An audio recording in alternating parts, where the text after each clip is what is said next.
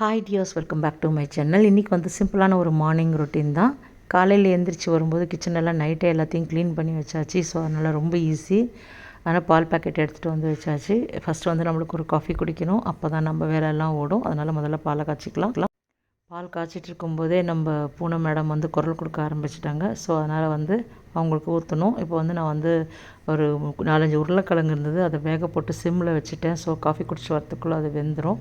மத்தியானம் ஏதாவது லஞ்சுக்கு பண்ணலான்னு சொல்லிட்டு எனக்கு காஃபி ஊற்றும் போது அவங்களுக்கு முதல்ல வந்து பாலும் சாப்பாடும் வச்சுட்டு அதுக்கப்புறம் நான் வந்து காஃபி குடிக்க ஆரம்பித்தேன். இன்றைக்கி வந்து குழி பணியாரமும் ஒரு கார சட்னியும் பண்ணலான்னுட்டு இட்லி மாவு எடுத்து தனியாக வச்சுக்கிட்டேன். ஒரு 15 சின்ன வெங்காயம் பொடியாக கட் பண்ணியிருக்கேன். 2 காஞ்ச மிளகாய், காரத்துக்கு தேவையான பச்சை மிளகாய் எடுத்திருக்கேன். அதுக்கப்புறம் கொஞ்சம் கொத்தமல்லி, கொஞ்சம் கருவேப்பிலை.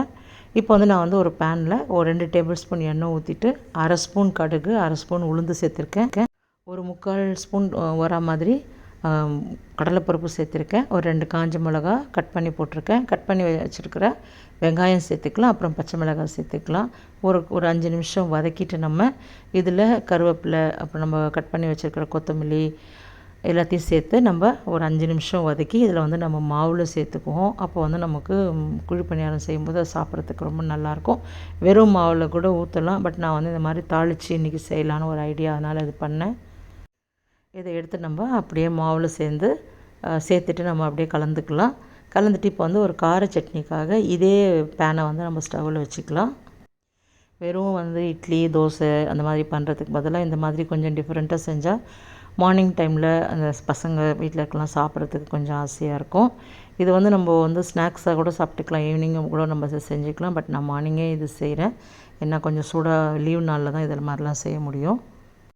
இப்போ நம்ம அதே பேனை வந்து இதில் வச்சுக்கலாம், ஸ்டவ்வில் வச்சுக்கலாம். ஒரு 2 டேபிள் ஸ்பூன் எண்ணெய் ஊற்றிட்டு கொஞ்சமாக ஒரு 1/2 ஸ்பூன் வந்து உளுத்தம்பருப்பு, ஒரு 1/2 ஸ்பூன் கடலைப்பருப்பு, ஒரு 10 சின்ன வெங்காயம், ஒரு 3 பூண்டு சேர்த்துக்குவோம். அதில் வந்து ஒரு 3 சின்னதாக இருக்குது தக்காளி, அதனால் வந்து 3 தக்காளி வந்து சேர்த்துக்குவோம் கட் பண்ணி. அதுக்கப்புறம் ஒரு சின்ன சைஸ் புளி, அது வந்து நம்ம ஒரு 5 நிமிஷம் வதக்கிக்கிட்டு காரத்துக்கு தேவையான காஞ்ச மிளகாய் சேர்த்துக்கலாம். நான் வந்து 4 காஞ்ச மிளகாய் சேர்த்துக்கிறேன். நீங்கள் வந்து உங்கள் காரத்துக்கு தகுந்த மாதிரி சேர்த்துக்கோங்க. கொஞ்சம் உப்பு சேர்த்து நல்லா வதக்கிட்டு நம்ம ஆற வச்சு அரைச்சோம்னா சூப்பரான கார சட்னி கிடச்சிரும். அதுக்கப்புறம் நம்ம குழி பணியாரம் இது வந்து சூடு பண்ணிவிட்டு கொஞ்சம் 1/2 ஸ்பூன் எண்ணெய் ஊற்றிட்டு மாவு ஊற்றி 2 பக்கமும் திருப்பி போட்டால் சூப்பரான குழி பணியாரம் ரெடி. இன்றைக்கி மார்னிங் வந்து இதுதான் பிரேக்ஃபாஸ்ட்டு.